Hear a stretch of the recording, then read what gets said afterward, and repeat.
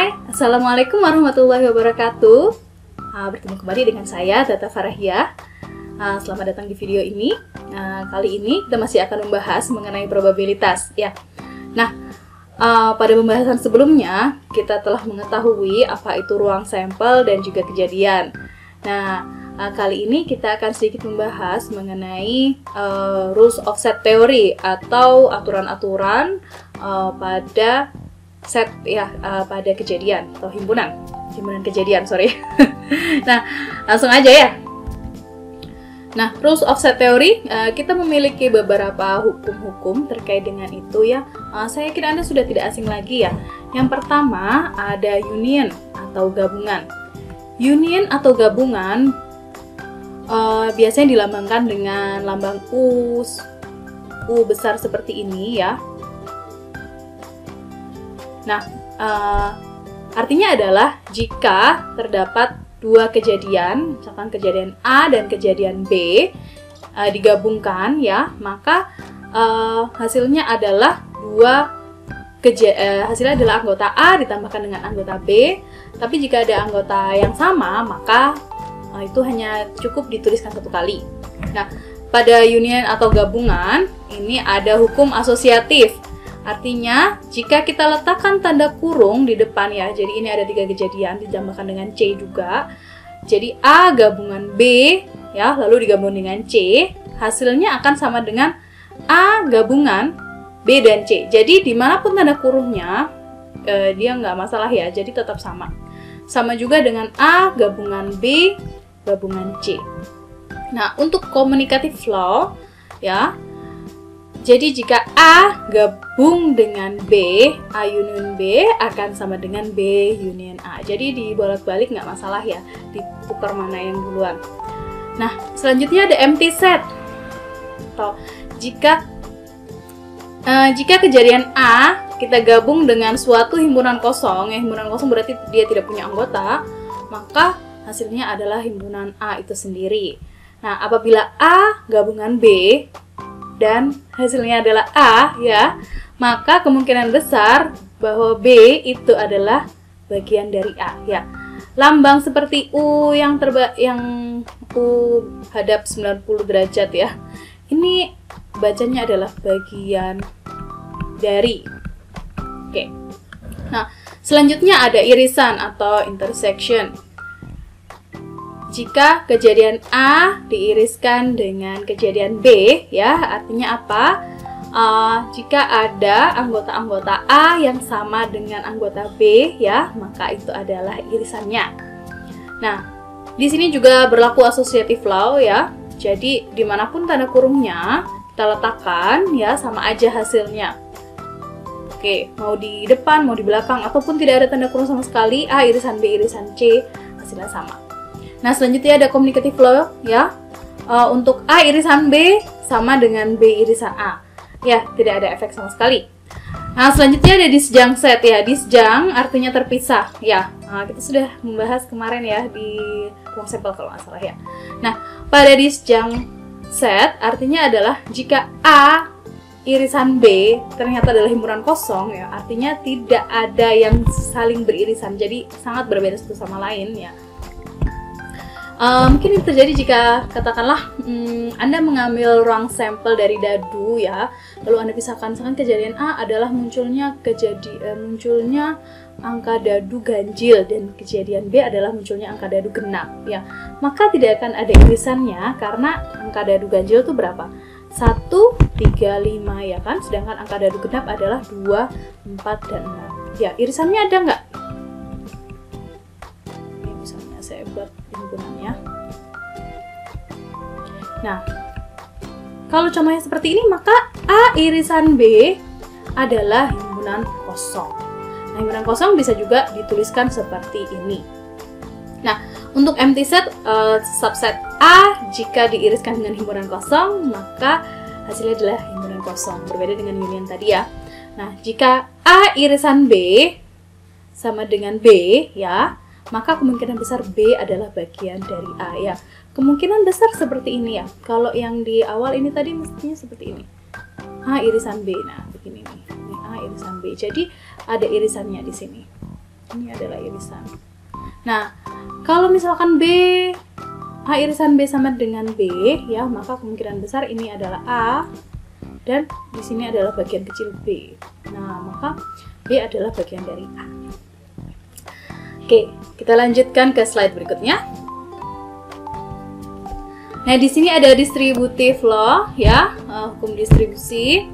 Jadi, jika kita memiliki B yang kita gabung dengan C terlebih dahulu, lalu kita iriskan dengan A, ya, hasilnya akan sama dengan A kita iriskan dengan B, ya, A irisan B digabung dengan A kita iriskan dengan C. A irisan C, ya, gabungnya jadi pindah di tengah antara kurungnya. Nah, ada juga equality, ya, artinya A sama dengan B jika A merupakan bagian B dan B merupakan bagian A, ya, artinya sama, ya. Lalu ada komplement. Komplement adalah yang kebalikannya. Jika ruang sampel adalah himpunan dari semua kejadian yang mungkin muncul, ya, maka komplement dari ruang sampel adalah himpunan kosong. Artinya 0 nggak ada, ya, karena ruang sampel itu sudah termasuk semuanya. Nah, begitu pula sebaliknya, komplement dari himpunan kosong adalah seluruh ruang sampel.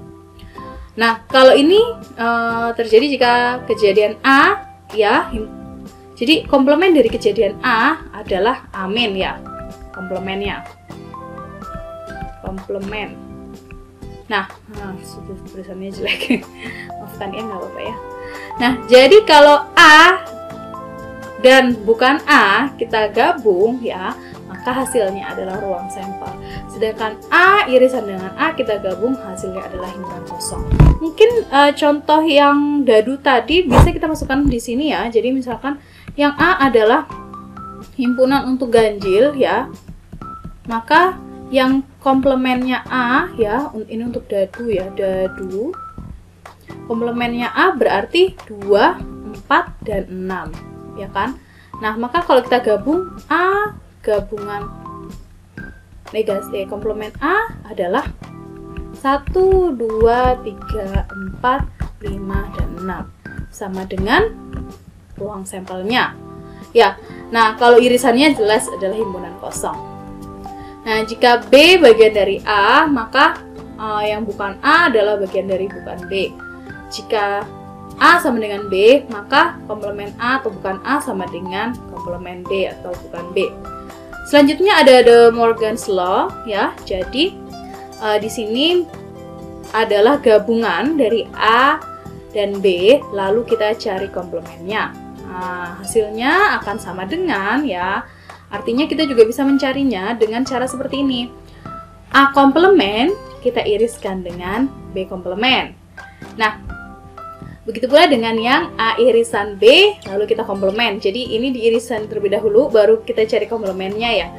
Nah, itu akan sama dengan A komplement digabung dengan B komplement. Oke. Nah, sepertinya kok cukup sulit untuk dipahami gitu, ya. Mungkin nanti kalau udah masuk ke latihan soal Anda akan lebih paham. Oke.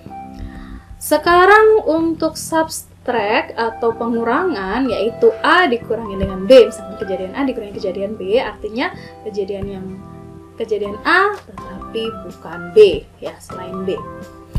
Nah, oke. Untuk rules of set theory ini kita punya contoh soal, ya. Kita bahas satu aja, ya. Kali ini ada contoh soal, ya, lagi-lagi mengenai dadu, ya, karena ini yang paling simpel dan paling mudah dieksplor, ya. Nah, jadi ada dadu dengan ruang sampel S 1, 2, 3, 4, 5, 6. Nah, berikan himpunan event atau kejadian untuk hal berikut, ya. Ini sebenarnya udah ada jawabannya, ya, jadi kita akan membahas sedikit. Nah, kejadian A adalah pelemparan dadu genap 2, 4, 6, dan kejadian B adalah pelemparan dadu ganjil 1, 3, 5. Nah, sedangkan kejadian C adalah hasil lemparan dadu dengan bilangan prima 1, 2, 3, 5, dan kejadian D adalah hasil lemparan dadu yang habis dibagi 3, maka 3 dan 6. Sedangkan kejadian E adalah hasil lemparan dadu yang habis dibagi 7, yang nggak ada, ya, E himpunan kosong, ya kan. Nah, di sini kalau kita lihat hubungan antar set eventnya ya. Oke, di sini kita jabarkan aja. Nah, jadi A merupakan anggota bagian S, B merupakan anggota bagian S, dan seterusnya. Nomor 1 ini kita tidak sudah pasti. Nah, nomor 2, A irisan C. Kejadian A diiriskan dengan kejadian C adalah 2. Ya, di sini ada 2 dan di sini juga ada 2. Sedangkan B gabungan D berarti ganjil gabungan dengan yang habis dibagi 3 ya. Ada yang sama kah? Ada, yang sama adalah 3, ya kan? Nah, Anda bisa perhatikan bahwa 3 di sini hanya muncul 1 kali, jadi tidak 2 kali. Sedangkan C dikurangi dengan D. C adalah himpunan bilang prima ya, 1, 2, 3, 5, dikurangi dengan D. D. Yang sama apa? Yang sama adalah sisi 3 ya, maka 3-nya ini hilang, dicoret ya. Maka di sini tersisa 1, 2, dan 5 aja. Nah, sedangkan kalau Anda lihat A dan B hubungannya adalah komplement dan lain-lainnya ya. Dan lain-lain. Nah, ini adalah gambaran bagaimana Anda memahami himpunan bagian dari suatu kejadian. Mudah-mudahan Anda bisa lebih paham mengenai hal ini.